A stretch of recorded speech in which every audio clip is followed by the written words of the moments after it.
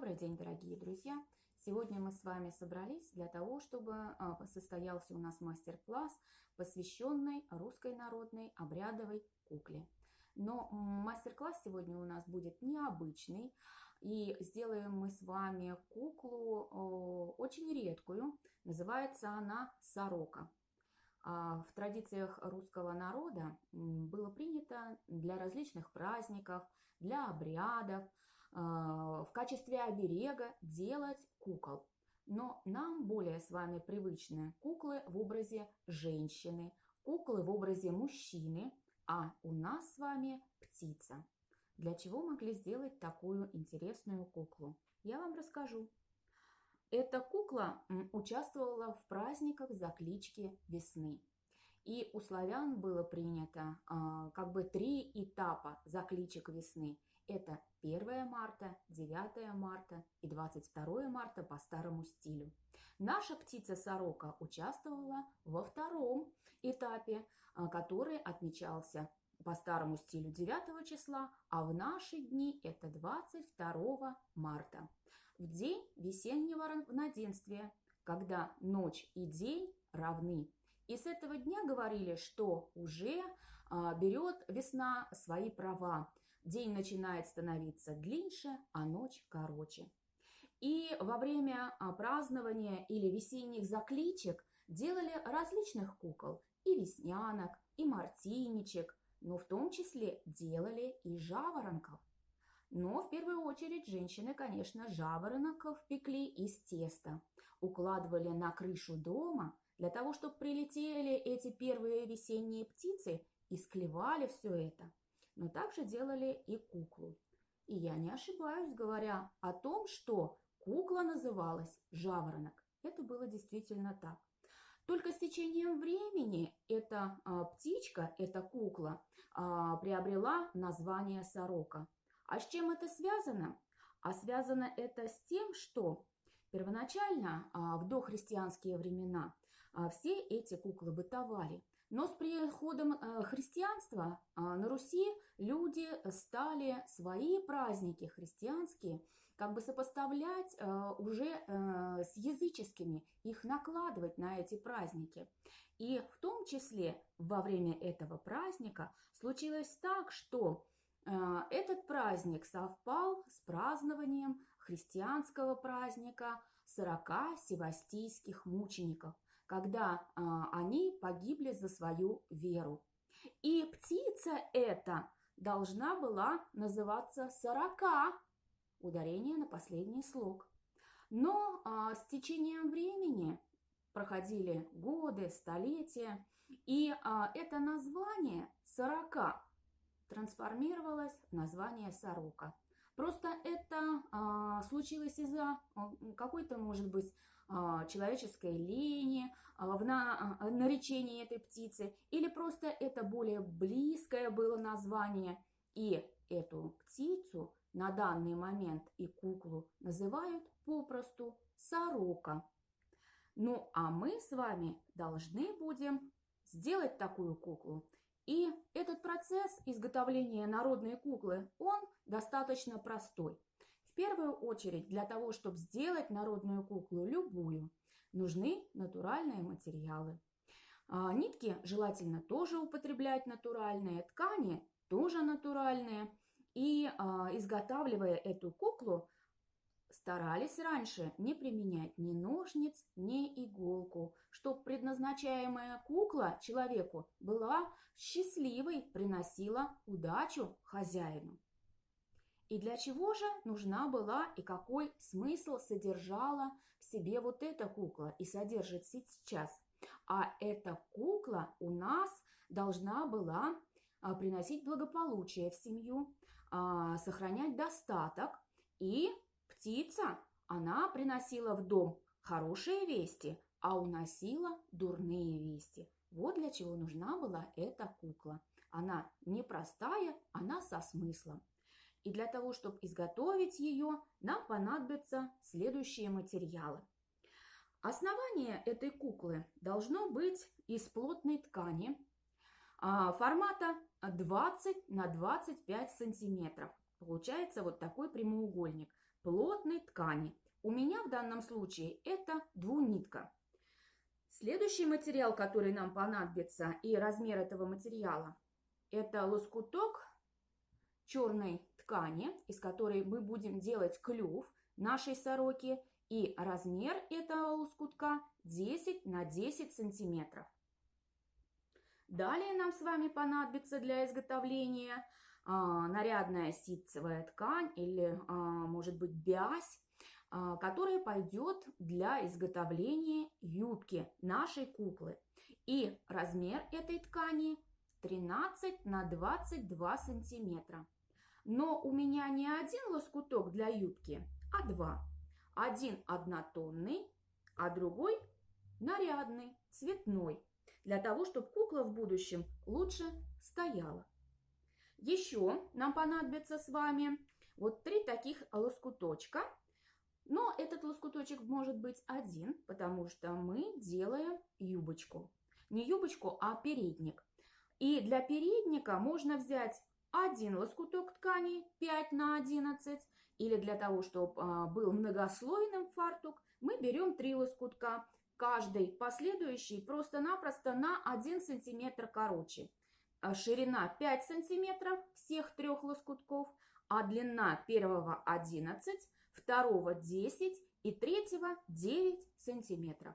Это в будущем у нас будет передник. Еще нам с вами понадобится лоскуток ткани. Он может быть однотонный, белый или бежевый, или нарядный. Это размер 20 на 20.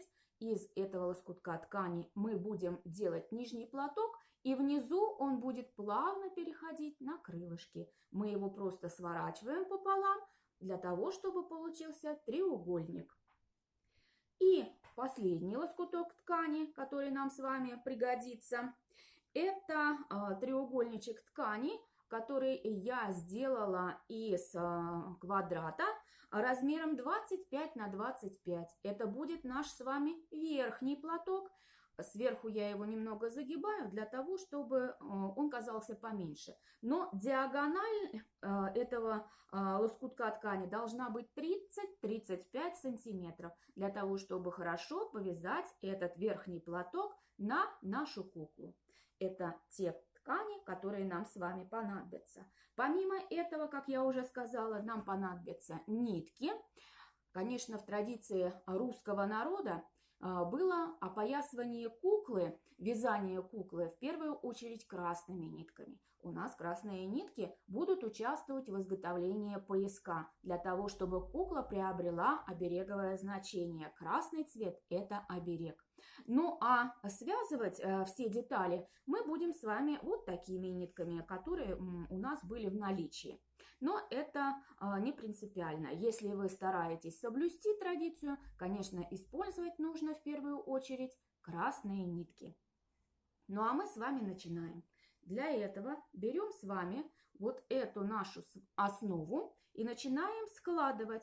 Посмотрите, складываем пополам, чтобы получился вот такой прямоугольник. Потом мы загибаем в центр край, который не со сгибом, а который обрезанный. Мы должны будем этот край убрать вовнутрь, чтобы он нам не мешал. И сворачиваем еще раз. И, конечно, для того, чтобы это все приобрело аккуратную форму, нам нужно прогладить все пальцами. И даже ладонью можно провести, чтобы это все хорошо сложилось. Теперь мы с вами из вот такого плоского жгутика должны будем свернуть основу. Что мы делаем? Находим середину и сворачиваем наше туловище вот таким образом. Вот что у нас получилось. Основу мы пока откладываем в сторону и обращаем свое внимание на ткань для клюва. Вот такой квадратик. Вот этот наш клювик. Что мы делаем? Мы сворачиваем нашу ткань из квадратика пополам в прямоугольник, ровно, аккуратно, чтобы все края сошлись. Так.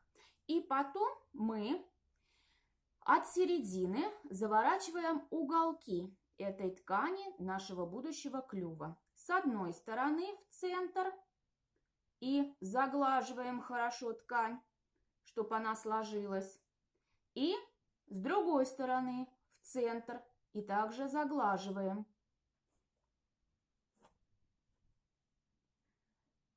Потом сворачиваем этот треугольник пополам, для того, чтобы получился малый треугольник.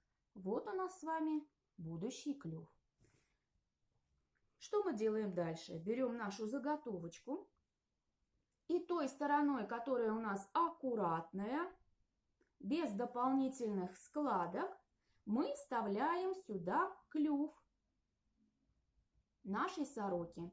Можно оставить его прямым, под прямым углом. Но мне больше нравится, когда клюв у нашей птички смотрит немножко наверх, как бы на небо, на солнышко, призывая это тепло и солнечные дни. Вот так вот наверх. Конечно, теперь это нужно все соединить, примотать. Мы с вами берем нитку и начинаем обматывать вокруг шеи нашей сороки. Оставляем немножко хвостик ниточки, свободный с одной стороны, а другой длинный начинаем приматывать. Вот так. Достаточно плотно, чтобы эта конструкция вся у нас держалась. И завязываем узлы. Можно это делать, конечно, не на весу для удобства. Завязываем 2 или 3 узла для того, чтобы все хорошо держалось.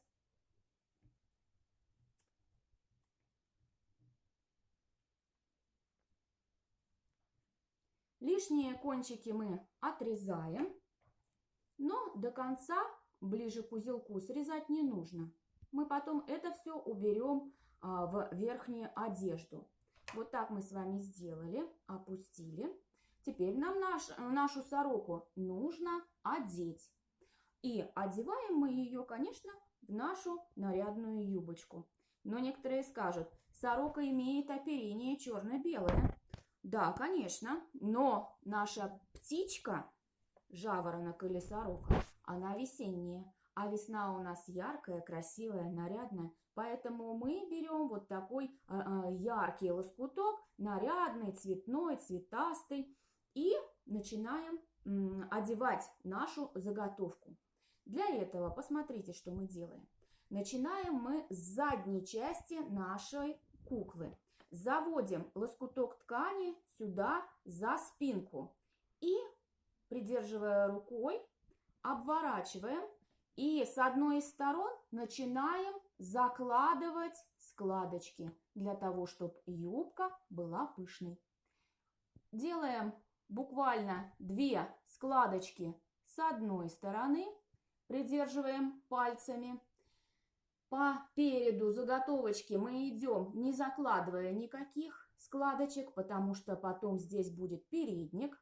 Поворачиваем нашу куклу другой стороной и также делаем 2 складки. Одну и вторую. И здесь у нас край заходит на нижний край, для того, чтобы все закрыть. Мы с вами собрали складочки. Теперь берем веревочку, еще одну ниточку, которую я приготовила заранее. Также оставляем конечек и начинаем обматывать вокруг опять шеи нашей птички.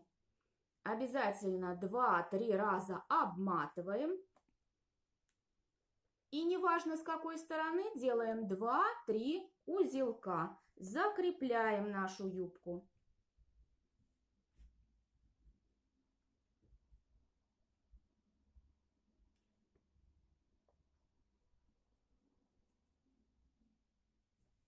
Вот так у нас получается. Лишнее опять мы с вами убираем. Вот так у нас получилось. Мы теперь можем подтянуть все, чтобы было аккуратно. Вот у нас пышные складочки с одной и с другой стороны. А как узнать, хорошо ли сделана наша кукла? Мы должны ее будем поставить. И если она стоит, это говорит о том, что мы на правильном пути. Мы делаем все правильно. Сделали мы нашу заготовку. Обращаемся к передникам. Вот эти многослойные передничек. Сравниваем одну сторону передника, чтобы все ложилось в одну линию. И первый лоскуток, и второй, и третий. Берем ниточку, которая у нас будет служить поясочком, красную нитку. И накладываем фартук лицевой стороной. Вот так. С обратной стороны, где-то отступив сантиметр на загиб, мы будем приматывать наш передник.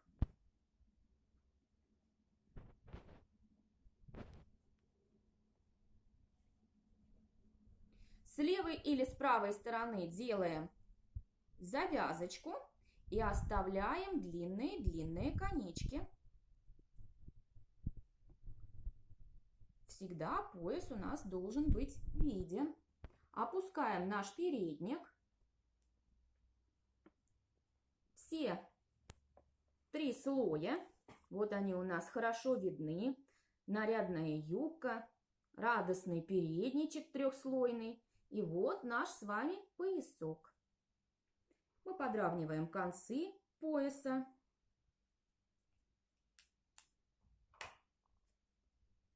Вот что у нас с вами получается. Теперь мы должны будем сделать нашей кукле крылья. И берем лоскуток ткани, который будет служить в первую очередь нижним платком, а потом уже плавно переходить в крылья. Ну а крылышки, конечно, у нашей птички должны быть аккуратные, ровные, ровной длины. Поэтому мы с вами поравняем, чтобы левая сторона и правая были одной длины. Вот так мы складываем платочек. Вот этот уголок слишком торчит, и он нам ни к чему в будущем. Поэтому мы убираем его вот таким образом. Складываем с одной стороны, складываем с другой стороны и привязываем еще одной веревочкой.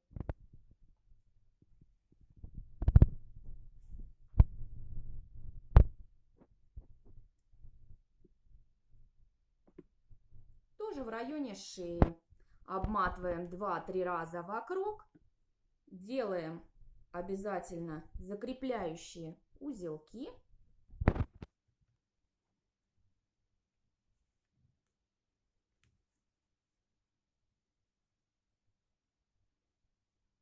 Убираем все лишнее.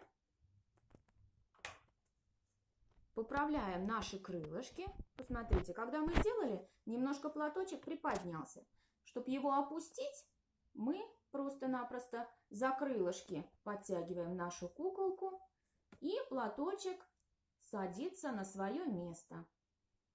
Конечно, я еще раз повторяю, нужно очень надежно завязывать, закреплять нитку. От этого зависит аккуратность сборки всей нашей куклы. Вот что мы с вами получили. Теперь мы берем наш верхний платок, красный в данном случае, яркий, нарядный. Это символ солнца восходящего. И мы повязываем на нашу куклу. Как это сделать? Вы скажете, слишком длинные концы. Но это кажется поначалу. Для того, чтобы нашу куклу повязать вокруг, нам понадобится действительно очень длинный кусочек ткани. Мы складываем платочек, как у бабушки. Делаем вот такую закладку спереди и убираем концы назад.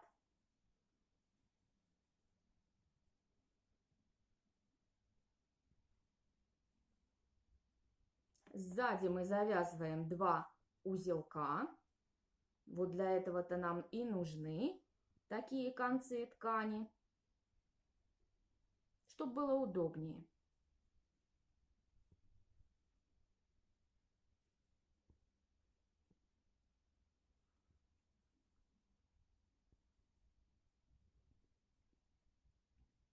И вот такая куколка интересная, сорока или жаворонок, или как ее называют, сорока-белобока, у нас с вами получилось. Но говорят, что птицы живут на деревьях. А в доме, где она у вас будет находиться, конечно, у многих из нас есть цветы. Вот если захотите, можете поселить эту сороку в цветах, просто-напросто туда посадив.